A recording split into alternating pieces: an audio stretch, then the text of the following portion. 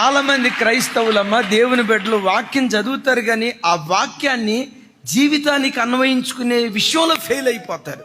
అందం మోసకరం, సౌందర్యం వ్యర్థం. ఈ వాక్యం ఎంతమందికి తెలుసు? మరి మీ అమ్మాయికి పెళ్లి చేసేటప్పుడు, మీ అబ్బాయికి పెళ్లి చేసే కోడలు ఎర్రగా ఉండాలి, అబ్బాయి హ్యాండ్సమ్ గా ఉండాలండి. ఏ వ్యక్తి అయినా వాక్యం తెలియని వ్యక్తులు లేరు, కానీ ప్రాక్టికల్గా వచ్చేసరికి వాక్యాన్ని ప్రక్కన పెట్టి సొంత ఆలోచనల వైపు వెళ్తారు. ఆ సొంత ఆలోచన మన బ్రతుకులో నష్టపోవటానికి కారణమవుతుంది. దైవజనమ, దేవుని వాక్యం ఈ లెదర్ బ్యాగ్లో కాదు. దేవుని వాక్యం 5.5 అడుగులు 6 అడుగుల నీ తోలు సంచిలో దేవుని వాక్యం నిక్షిప్తమై ఉన్నది.